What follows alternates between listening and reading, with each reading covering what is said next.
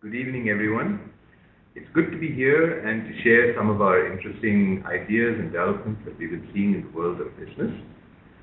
The topic today that we've taken, which is leveraging IoT in retail, has come up because of two factors.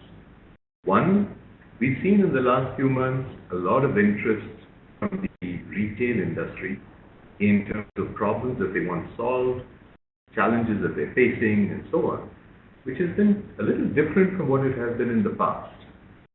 Earlier, it was more about growth in terms of opening more stores and extending the business. Today, it seems to be a lot more about, am I in the right areas? Which are the areas that are growing? What's happening with competition? How is it that we can look at making money in this business? What is this e-commerce world doing to us? So there are a lot of questions that are there in that space. The other trend that we've been seeing is that world of IoT, or the Internet of Things, has started throwing up a huge range of opportunities. And we need to look at how the two of these are going to intersect with each other and what is it that is going to be possible. So that's what we're going to be covering today. It's been pretty commonplace to say that we're living in a rapidly changing world. The fact that it's commonplace doesn't mean that it's not true. It is true. Technology has been driving a lot of this change, and it's been affecting all our lives. If you think about it, it was about 15 years ago that the world is changing because companies started using ERPs to drive efficiency, and people started using the web at that point in time. Today, the Internet of Things is actually going to make a much bigger change than what we've seen at that point in time. This talk, we're going to share with you inputs that we've gained from the work that we've done in consulting, the research that we've been doing, clients we've been talking to both in India and the US, as well as the solutions that we've been designing and deploying for these clients. Now, let's take a look at these numbers. These things are really startling numbers. I still remember way back in around the 2000-2003 period, we were concerned about the fact that there were only 7 million internet users in India. Today, that number is now 190 million. Internet penetration has been tremendous. In fact, it's growing at the kind of pace that telecom penetration has grown in this country. Not only is internet penetration growing, but consumers are taking to digital trends also at a very, very fast pace. As they use the internet to communicate faster and more widely, so we will see that there are trends will change more quickly, views of people will change, and opinions will also change. Now, armed with all these inputs and information and opinion, we're going to see that consumers are going to take much, much sharper choices. There was a study that McKinsey finished just about 2 months back, which talks about how consumers are both splurging and scrimping. That means that they have much better information in their hands, and so they're in a position to say, these are the things I'm going to spend a lot more on. And you'll see that there's more luxury purchases happening. But simultaneously, they're saying, these things are not important to me. So they're saying, I will only trade down in these areas. So the concept of a standardized, segmented customer base is kind of eroding, and the individual is becoming more important. This, interestingly, is showing the sharpest divisions in Asia compared to anywhere else in the world. So the points that we're seeing on the screen, how consumers use the internet to seek information, how they help identify the need, what they do in terms of procure purchase activities, or even giving feedback, these are things which people are going to do more and more of. What does this mean for the world of retail? This means that this way in which they interact with their customers, the way in which people come and buy things from them, is actually going to change dramatically. And when we hear our clients saying it's getting a little more difficult to figure out what is it that our customers want, what should we be stocking, how long should we be stocking it, and how do we figure out what they need and make sure we can fulfill those needs? It's becoming much, much more tough in today's market. So if you look at the fundamental problems that our clients have been talking to us about, they haven't really changed. The fundamentals of running businesses is about getting to the right product, getting it to the right customer, and at the right time. Moreover, you have to make money doing that, which doesn't happen in all segments of the business today. So if you see the nature of the challenges, they don't look very different. My inventory is not accurate. I would like to engage with my customer more. Customer service has to improve, and so on. But these changes, the nature of the problem is changing. The way in which it's being manifested is the same. So the change in the customer behavior is actually driving some of these problems which we thought we had got licked earlier are kind of raising their heads again. Let's take a look at one or two examples. Today, most customers walking into, let's say, a durables store or a TV store usually know more about the product than the salesman does, because they've already researched the product. They've already figured out which is the most latest one, which one is going to get phased out, which one is the current technology. So it becomes that much more difficult to anticipate and hold the right stock, because you don't know how fast people are going to come in, demand it, and then how quickly they will switch over to the next product, which may be a different brand, it might be in a different model over there. They also know that, which are the best deals in the market. So they come in prepared to negotiate. This is not traditional retail. And this is caused by the fact that technology and the internet is giving them access to all this information. And very often the salesman doesn't have that. So this asymmetry in information is actually playing out and making things more complicated for retail. If it's become more difficult to manage traditional business performance metrics, that's reality. And if I say I will use the same solutions to try and tackle these new problems, I don't think they will necessarily work. So in a world that is changing and it's been caused in many ways by the internet, it's not surprising that we will go and look at solutions that might lie with the internet also. So IoT actually gives opportunities for us to do that. And that's what we're going to be looking at in more depth. Take a look at the traditional internet user. We're already talking about the internet as having categories where there are traditional users and current users and so on. But the traditional internet was about connecting people with people. So if someone were to write something on a web page, someone else would go there and read it. Or someone writes an email and sends it across the internet for someone else to read. Or I want to order something, I ask for it, and then they will send me an email quote, and then this thing will get shipped. That was people-to-people contact, which is what we had in the first days of the internet. Then we started talking to machines, not to people. Okay? Now, that's not unusual. The last time you booked a railway ticket or looked up a railway timetable, you didn't deal with a person on the other side. You dealt with a machine. Or if you were trying to figure out, how long will it take me to reach this meeting? And you go and look at Google Maps to check it out, you're not talking to a person and asking for an opinion, you're interacting with a machine at that point. That when you file your income tax returns, you're uploading your income tax returns, and that's also going into another machine. Not only is it that the machines, talking with machines has become more common, very often people prefer talking to machines or interacting with machines rather than dealing with people. How many times have people called up a call center and said, don't you have an online web page where I can just get this done? Do I really have to go through a call center and deal with something like that? So in many cases today, people actually prefer dealing with a machine. In the world of IoT, all that happened is that the middleman has been eliminated, which is you and me. The machines are talking directly to machines. And this is not all that unusual. Let's say you book an airline ticket. You book an airline ticket, the ticket gets emailed to you, ends up in your email account, let's say that's a Gmail account. Next thing you know, it's already on your calendar, because your Google has read your Gmail account, moved it, and put it as an entry into your calendar. These are one server which is sitting there in the airline system, is talking to an email server, and then the email server is talking to a calendar server, and that is coming in turn talking to your phone, and then you get an alert. So the machine-to-person contact is 1 out of 4 legs that is over there. Most of the contact is actually machine-to-machine. Let's look at another example. I was talking to a friend, the CIO in New Holland, some time back, and he was telling me about how they started putting SIM cards into the tractors that they sell.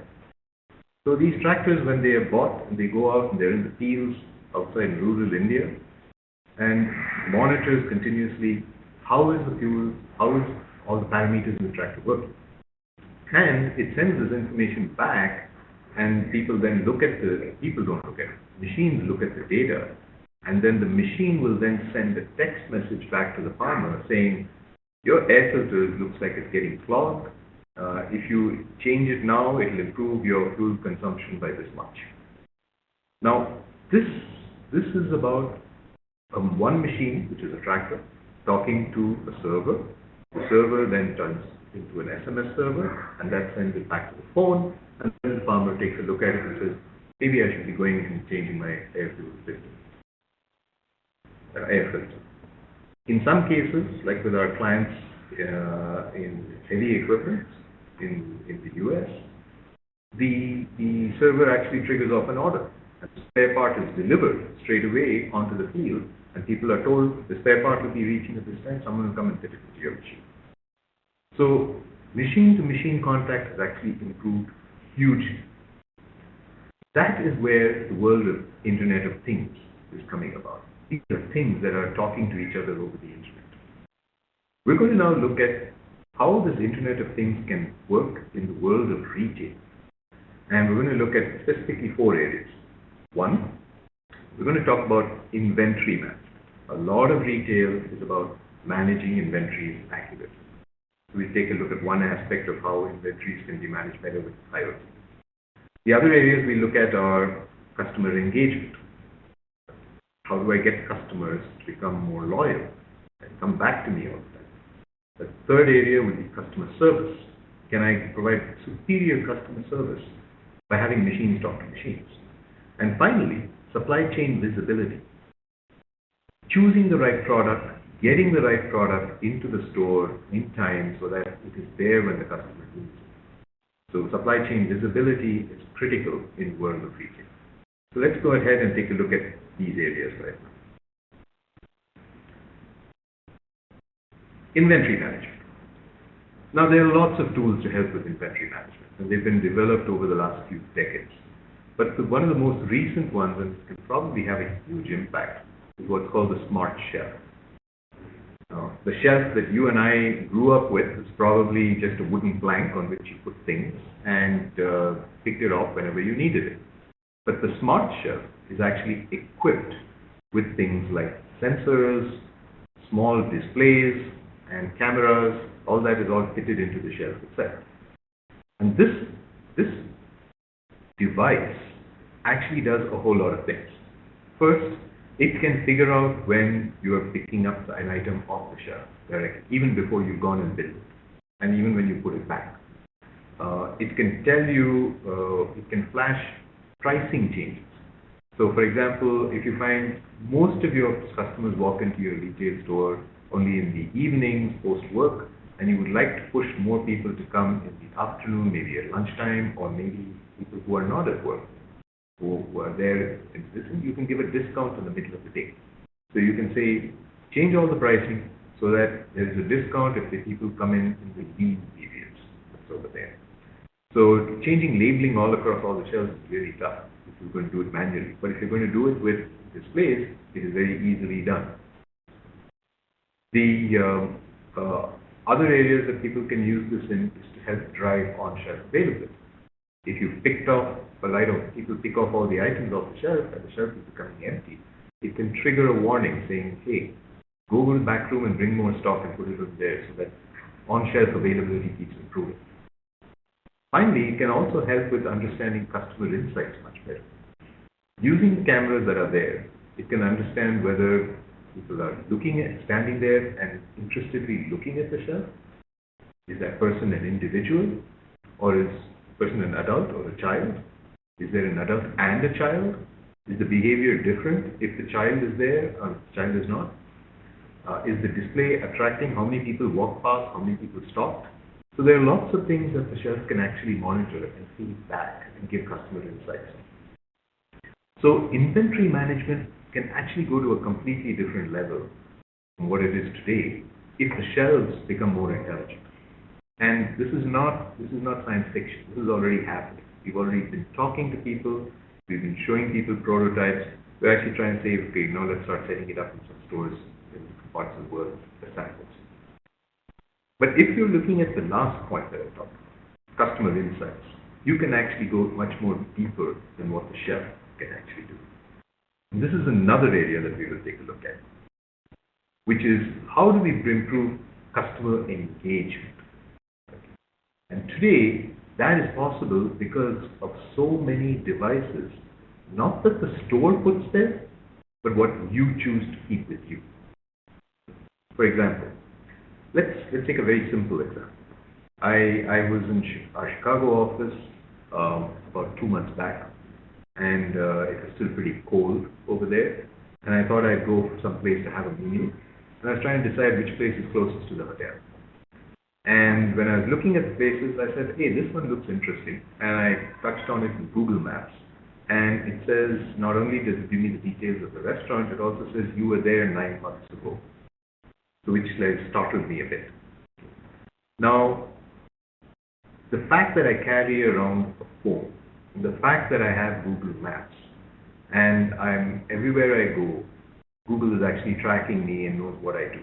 Today, they probably know better than I do what are the times of the day that I start searching for a coffee, or what is the times of the day where I'm going to actually end up looking for an ATM? Is it when I come off a plane or when I'm heading to a location? So they know a lot more about me than otherwise, and therefore they're better able to engage with me. Well, the side effect is the age of privacy is actually dead. You don't really, if you've got Google Maps, you're guaranteed that it's dead. People know where you are, what you're doing, etc., etc. Most people don't switch off that tracking facility that's there. I'll give you another example. An executive I met, he was traveling via British Airways transiting to Heathrow. So he lands in Heathrow, and when he steps off the plane, he gets a text message. It says, welcome to Heathrow. Your connecting flight is in this much time at this particular date. And on the way, if you want a restaurant, the following 3 vegetarian restaurants are on this route. So he was very surprised because one, he doesn't have an app for British Airways or an app for Heathrow. It was just a text message that arrived. Now think about it. The airline had certain details about him. Those details have got passed on to Heathrow. Heathrow servers then sent it to a text message, identified his phone, sent it to him on his phone. He gets a message and he says, oh, okay, this way I can easily grab a bite to eat and get to the gate on time. Now, it is a series of machines talking with each other to give him that service which says, results in him saying, you know what, this is cool, I like this. So, Internet of Things actually allows for greater customer engagement. Now, if you take a look at a retail environment, we can pick up data from a whole range of things. We talked about Google Maps, we talked about a phone and a flight, but people are wearing a lot of devices today. It might be an Apple Watch, it might be a Fitbit. Not only do they know what you're doing, which stores you're going, and how much time you're spending there, they know also what are the things that make you excited, because they can track your heartbeat on it. They know whether you slept well the previous night, because it tracks how much time you slept. So the quantity of data that they can get is very high.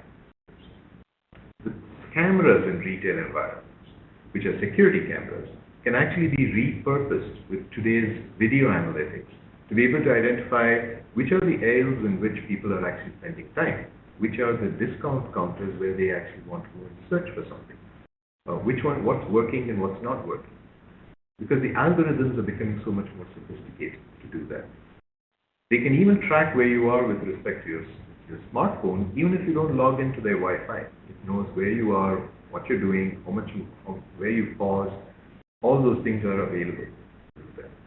So using all this, video, phones, wearables, etc., it is possible to start getting more and more information about customers and then engaging with them in a meaningful fashion.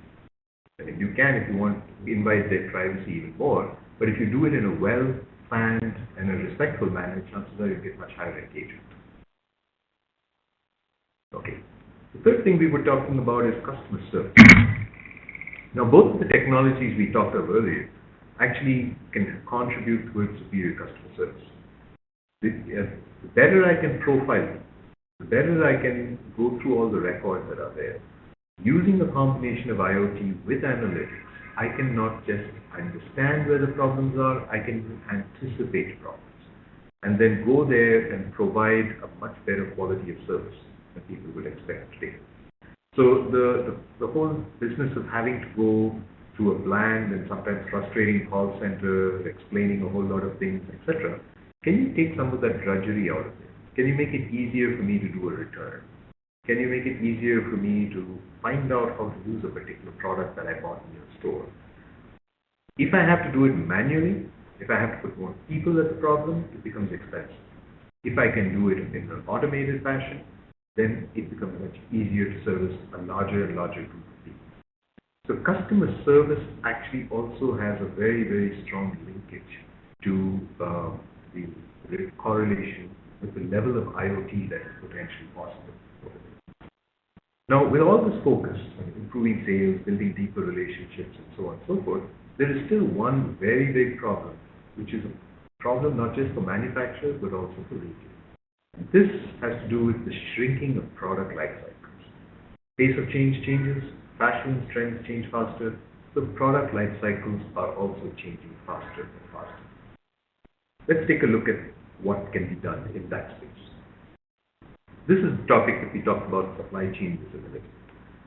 How is it that we can make and ship and ensure that the right product is on the shelf when the customer needs it? This is a very, very complex, and it becomes more complex when you're saying that it's more and more products are new products. If I have a range of products, the same product sells repeatedly, it's easy to do. But when I'm launching a new product, it's very hard to predict how much demand is going to be and what is it that people are, how often, how quickly it's going to change in terms of demand. This problem is not addressed by trying to forecast better. It's often addressed by trying to become faster with your responsiveness. What we call supply chain response times has to come down. And in this, it becomes, you eliminate more of the middlemen, eliminate people and have machine talk to machine, then you're able to actually do this even faster and faster. So if retail starts seeing that there's things are moving off the shelf, automatically communication goes back to people who ship. They send it back to the manufacturer and everything goes automatically. You can actually reduce time. Now, in case you think this is very futuristic, if you go to Amazon.com now, you'll see that down there are some things called dash buttons. They're little plastic gizmos which you have a magnet, like a fridge magnet, and probably the most common one is Tide, the detergent.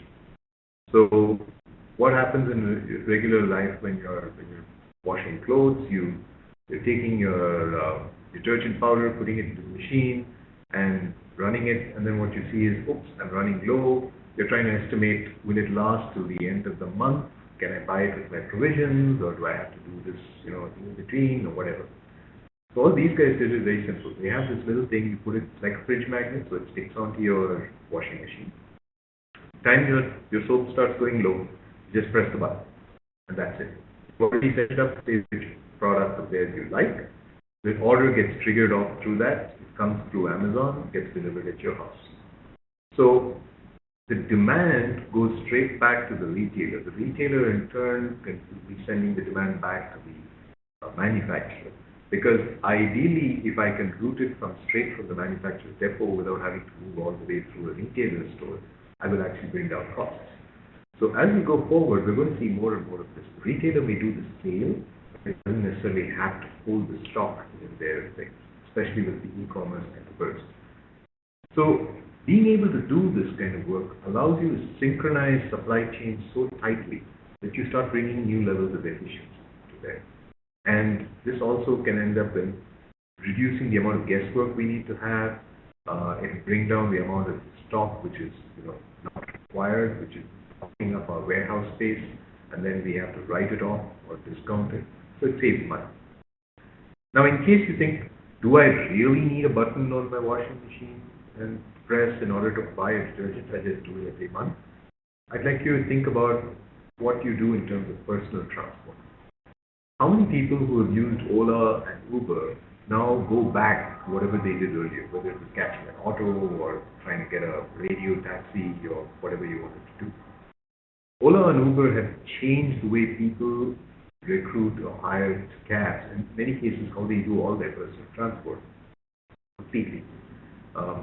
It didn't seem like we really needed it. If you had asked someone 10 years ago, do you really need this? They would say, it sounds nice, but I don't know if I really need it. But today people say, I really need it. We're going to see things like this all over. Okay, so we've talked about these 4 areas. We talked about inventory management in retail. We talked about how customer engagement can be stepped up. We talked about customer service and, of course, supply chain visibility. Many of these things are possible. Some of the questions that might be going in your mind is, will it work? Is it really too far-fetched? The answers are yes and no. It will work. It's not far-fetched. Like I said, think back a few years, see how your own usage of the internet, the smartphone has changed. Think back 10 years and you probably only browsed a few sites, and I'm sure you were very careful with your cell phone usage because it was very expensive. Yes. Change comes much faster than we sometimes expect. Bill Gates said, companies typically overestimate the amount of change that will happen in 2 years and always underestimate what will happen in 10. Now, IoT has already made a fairly big push into retail, and many companies in the US are already on that journey. So let's take a look at some of the statistics around that. What is the status of IoT application in retail space? If you look at those numbers there on the right side of the chart, you see that almost 3/4 of the companies that were surveyed in the US have either a project already underway, or one very well-running existing project, or a very clear strategy in place about what they're going to do with IoT. So this is not something that's fringe stuff. It's already well into what we're doing. Second, you might say the US is different from India. US people are expensive, so it's cheaper to use machines. India people are not expensive. But the reality is, I think the retail industry has been throwing people at the problem for years, and we're not really seeing great results. So probably that's not the answer. And rather than sitting and trying to train hundreds and thousands of people and make them superior in customer service, more knowledgeable about the product, aware of where things are, follow the discipline of process, all this, maybe technology can actually give a significant solution. And is there a problem? There is a live problem. Nielsen study on modern trade growth in India showed that 2012 we had a 32% growth rate. That declined to 5.4% in 2014. At that time, Kirana stores were growing at 7.1%. They were growing 30% faster than modern trade was. So it looks like modern trade is falling behind at that point. Rather than trying to use the same solutions, maybe it's time for modern trade and retail to start looking at newer solutions that can help solve some of these problems. Some of these will probably give both faster, cheaper, and more effective solutions to the old problems that we face. With that, thank you very much. This was the presentation, and we can have a Q&A session. If anyone has any questions, please raise your hand on the WebEx or type it in chat, and we will take a look at it. Okay, so thank you very much. In case there are any questions that come to your mind a little later, feel free to send us an email. The email address is md.india@cdnglobal.com. We'd love to hear from you, and we will definitely get back. Thank you very much. Looking forward to you next month. Bye-bye.